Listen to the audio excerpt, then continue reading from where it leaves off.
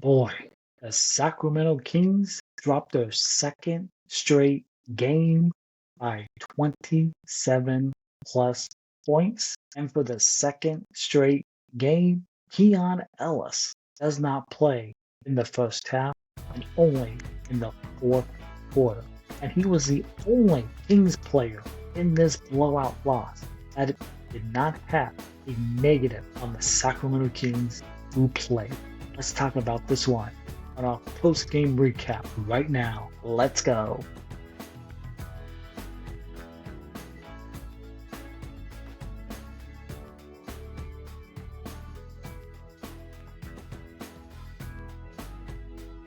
What is up, everyone? Welcome back to another episode of our Kings-related podcast, wherever you may be. And this post-game recap of the thumping by the Minnesota Timberwolves over the Sacramento Kings for the second straight game where the Kings get blown out on their home floor. But before we get into tonight's recap, if you're watching on YouTube, please hit that thumbs up button, smash that subscribe button, and leave a comment down below. We are also available on all audio platforms, so please hit that follow button and rate 5 stars. That would be much appreciated. In a game tonight against a really good Minnesota team, where the Kings are coming off a ass whooping on Friday night against the defending champs in the Oklahoma City, the Sacramento Kings messed around and got fucked as they hosted the Minnesota Timberwolves on this Sunday evening, and they flat out didn't compete at all. The Timberwolves put this game away early to come away with the 144-117 win. Is absolutely unacceptable and embarrassing, where the Sacramento Kings dropped their second straight game by 27 plus points, and Sacramento is off to its worst 10-game start since the 2017-18 season, where they finished with a record of 27-55 that year. Kings 3-7, and they looked terrible on both ends on the floor. And in a game where they looked terrible, I really don't see what was the harm of not playing Nick Clifford, Maxime Reynaud, Devin Carter a little bit more. See what you have with your young players. And for the second straight game where you are not letting your opponent kill you defensively, Keon Ellis does not play until the fourth quarter. And I just want to say this again. And this is Doug Christie when he said Friday night after that game against Oklahoma City. And this is Doug Christie speaking. The correct rotation is going to be whoever plays defense. So let me get, why does Keon Ellis not enter the ball game for the second straight game until the fourth quarter? He doesn't play the entire first half for the second game in a row. And the Kings were down 71-54 at halftime. When you put out a quote after the game on Friday, whoever plays defense, Keon is one of yours, or if not the best defender on this team. Then why the fuck is he not playing in the first half? Why are you waiting until the fourth when the game was already out of hand? It was out of hand before the fourth quarter. It was out of hand in the third quarter. Like the Kings, they trailed in the first quarter, 31-25. Mac had a buzzer beater to give him a team high 9 points after the first. DeRozan had 7 points after the first quarter, and the Kings 37.5% from the field in that first quarter. decent first quarter, and then the second quarter happened, and the Kings they gave up 40 piece for the second time in 3 games to their opponent in this game. And it was that second quarter and that third quarter, giving up 40 pieces to the Minnesota Timberwolves in this game. It just cannot happen like in ball games. And the Kings, they want a great team coming into this season. So, and you give up another 40 piece for the second time in 2 or 3 games. You had Zach, who was your leading scorer at the half with 17 points. DeRozan, who had 13 at the half. Sabonis had 11 points and 7 rebounds at the half. And you had your defensive woes in the first half. And if you just look at the halftime stats, Minnesota, 53% shooting from the field. They shot nearly 50% from the three. 92% from the free throw line. They had 13 assists in the first half. Fast break points, 19 in that first half for Minnesota compared to 7 for Sacramento. Like nasty work by the Sacramento Kings. And 18 points off turnovers for Minnesota in that first half. Is absolutely nasty work by Sacramento and just completely unacceptable. And then some of my thoughts from this game, like again, the Kings defense, again, second straight game, and would you call it a hot mess? Like, because there is no excuse for giving up 40-point quarters, and the team allowed it to happen in back-to-back quarters tonight, in the second quarter and the third.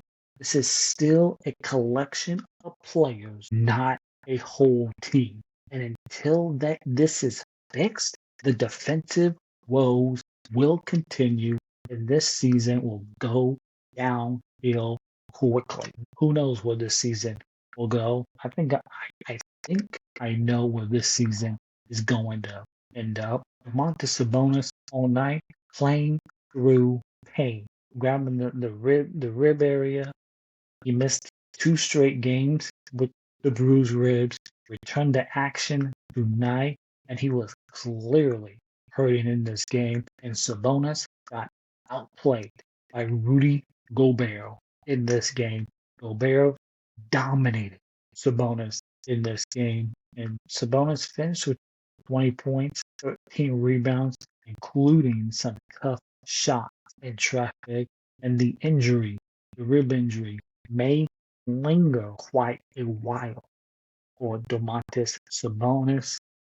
Back to form after a off night on Friday night. Zach LaVine looked like himself in this game against Minnesota, one of his former teams, 6 of 9 from 3-point range, on his way to a 26 point, 4 rebound, 2 assist game, and his counterpart, Anthony Edwards, put up similar numbers after struggling early, and then getting it going as the game progressed for Anthony Edwards, and a new starting lineup for Doug Christie. It was Precious Achiuwa, who signed a deal with the Kings, was it 5 or 6 days ago, with the Timberwolves starting that 2 big front line. Achiuwa got the start alongside Sabonis tonight and gave the Kings some quality minutes and some size. And Achiuwa tonight finished with 12 points, 10 rebounds, and a block in his 29 minutes of action. And Russell Westbrook, who was moved back to the bench where he got paired up with Malik Monk after Westbrook started the last couple of games. And that tandem of Westbrook and Monk couldn't get anything going tonight. And the both of them were combined 5 points in the first half and 8 points overall. And at least Malik Monk dished out a season high 5 assists in this game. And with Keon Ellis not seeing action for the first 3 quarters of the second straight game, things are getting dicey here in Sacramento as we want Keon Ellis chant in this game. It was pretty loud throughout that third quarter. And he started the fourth, and go figure, he made big plays in that fourth quarter. But by the time he came in, the Kings were already down big, and he isn't an answer to all of the Kings' defensive issues, troubles that they have. He has proven to this team that he can help. And why Doug Christie does not go to him is still a mystery. And why you wait until the fourth quarter when the game's already out of hand, I still do not understand that. And in the post game medium scrum, Domantas Sabonis and Zach Levine brought up personnel on this Kings roster when talking about the defense and the 94 beat that Doug Christie and Scott Perry have talked about so much about this past summer and leading into the season. Both those guys, they obviously see the same things we do with the poor roster construction of this team. And Zach said that we as a team, we got to do a better job with resistance because we're not giving any. It's like open sea, and it's like free range for opposing teams playing the Sacramento Kings. Like they're shooting at will, and the defensive problems with this team. We knew this team was going to have issues defensively because you don't have a lot of good defensive players on this team to begin with. But you got to you got to have the opposing team feel you. Make them feel you. And if you don't let them feel you early in the game, they're going to get whatever the hell they want shooting the basket. And Minnesota did that tonight.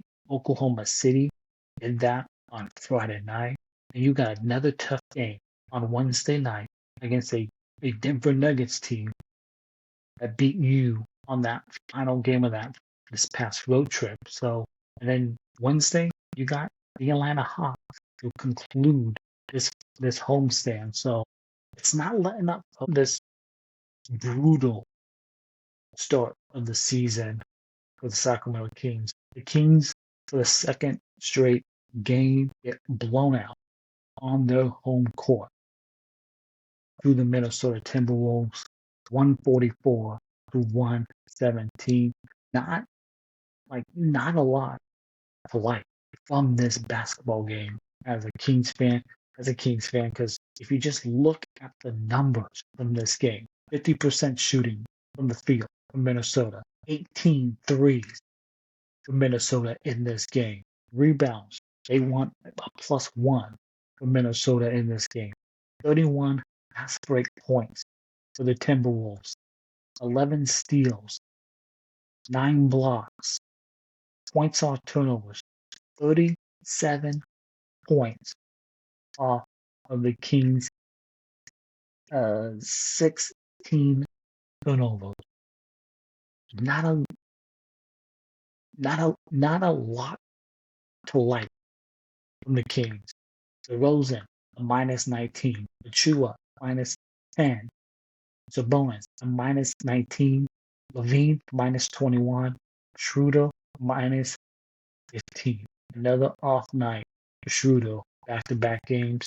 28 minutes. Would have been nice to see Keon Ellis earlier in this game, defensively as well. So Malik Monk, nobody for the Sacramento Kings played well in this game against Minnesota. So again, not getting easier. You got the Denver Nuggets on national TV on Wednesday on NBC. There's no days off in the association. Nobody is going to feel sorry for you. And the way things are going with Sacramento, I still believe the first person to be traded off this team will be DeRozan before we get to the deadline. So I would love to see more Clifford, Rayno, Devin Carter, Keon Ellis. He needs to be playing. And Doug Christie, I want to yell this so bad. Play Keon Ellis. He is one of your best players on this team. Somebody who can shoot 40% from three and also give you what you want defensively. He plays defense. He will help. Please start playing Keon. Play him 25, 30 minutes. Like DeRozan doesn't need to be playing 37 minutes a game. Levine doesn't need to be playing 31 and 35 minutes. Like, they don't. The older, play more of the young guys, bigger minutes. I liked I'll say this. I thought the second unit for the Kings tonight, I thought they outplayed the starters in this game. When we talk about Westbrook, Eubanks, Clifford, even Malik Monk in this game, like the second unit, they played with a little more heart than the starters did tonight. And especially when the game was out of hand, the young guys for the Kings played with more heart than the so-called veterans that you have on this team, which is really embarrassing and unacceptable when you look at it. So the Kings are now 3-7 on the season after falling to the Minnesota Timberwolves. And they welcome in the Denver Nuggets on Wednesday night. And we'll be back for another post-game recap. It's going to be a late recap because tip-off of that game on Wednesday is 8 p.m. here on the West Coast. So it's going to be a late night on Wednesday. So thanks for tuning in to this post-game recap on our Kings-related podcast. Be sure to hit that thumbs up, smash that subscribe button, leave a comment down below, and we're available on all audio platforms. So please hit that follow button, rate 5 stars. We'll catch you Wednesday night for another post-game recap following the Nuggets and the Sacramento Kings. And they end their losing skid on Wednesday night. I don't think so. It'll be a tough one against Jokic and the Denver Nuggets. So thanks for tuning in. We'll see you Wednesday night. And as always, take care and go Kings.